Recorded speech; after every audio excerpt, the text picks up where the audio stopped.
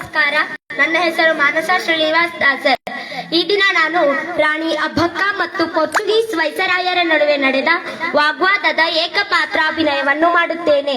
ಇಲ್ಲಿ ನಿಂತರೆ ರಾಣಿ ಅಬ್ಬಕ್ಕ, ಇಲ್ಲಿ ನಿಂತರೆ ಪೋರ್ಚುಗೀಸ್ ವೈಸರಾಯರು. ನಮಸ್ಕಾರ ರಾಣಿ ಅಬ್ಬಕ್ಕ ದೇವಿ. ಓ, ಪೋರ್ಚುಗೀಸ ವೈಸರಾಯರು ಬಹುದೂರದಿಂದ ಬಂದ ಕಾರಣವೇನು? ಮಹಾರಾಣಿ, ನಾವು ಒಂದು ಒಪ್ಪಂದವನ್ನು ಮಾಡಲು ಬಂದಿದ್ದೇವೆ. ಅದರಂತೆ ನೀವು ನಮಗೆ ಖಾತ ಕೊಡಬೇಕು ಮತ್ತು ಈ ನಮ್ಮ ಸೈನಿಕರ ಎಲ್ಲ ಖರ್ಚುಗಳನ್ನು ನೋಡಿಕೊಳ್ಳಬೇಕು.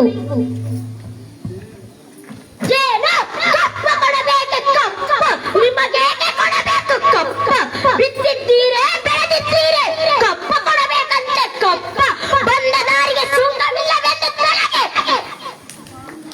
ಮಹಾರಾಣಿ, ನೀವು ನಮಗೆ ಅಪಮಾನ ಮಾಡಿದ್ದೀರಿ. ಇದೇ ರೀತಿ ಮಾಡಿದರೆ ನಾವು ಆಕ್ರಮಣ ಮಾಡಿ ಅದೇ ಉಲ್ಲಲವನ್ನು ಸರ್ವನಾಶ ಮಾಡುತ್ತೇವೆ ಮತ್ತು ಸರ್ವನಾಶ ಮಾಡುತ್ತೇವೆ.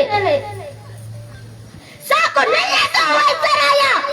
ನಮ್ಮ ಉಳ್ಳಾಲಕ್ಕೆ ನೀವು ಆಕ್ರಮಣ ಮಾಡುವಿರಿ, ಅದರಿಂದ ಸಾಧ್ಯವಿಲ್ಲ.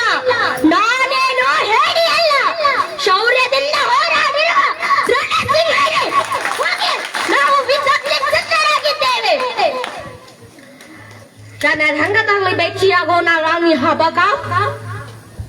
ಈ ಪೋರ್ಚುಗೀಸರನ್ನ ಚೆನ್ನಾಗಿ ಇವರ ಕರಳನ್ನು ಬಗೆದು ರುಂಡ ಮಾಲೆಯಾಗಿ ಧರಿಸುವೆ. ಈ ಪೋರ್ಚುಗೀಸರು ನಮ್ಮ ಸಮುದ್ರದ ಮೀನುಗಳಿಗೆ ಆಹಾರವಾಗಲಿ. ಇದು ಸತ್ಯ, ಸತ್ಯ, ಸತ್ಯ. ಇದು ನನ್ನ ಪ್ರತಿಜ್ಞೆ. ಜೈ ಸೋಮನಾಥ, ಜೈ ಸೋಮನಾಥ.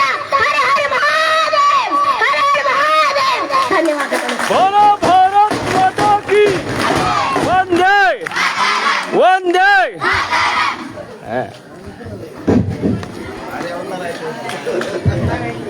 ರಾಣಿ ಅಬ್ಬಕ್ಕನ ಪಾತ್ರವನ್ನ ನಿರ್ವಹಿಸಿದ 8ನೇ ತರಗತಿ ಮಾನಸ ಅವರಿಗೆ ಜೋರಾಗಿ ಚಪ್ಪಾಳೆಯ ಮೂಲಕವಾಗಿ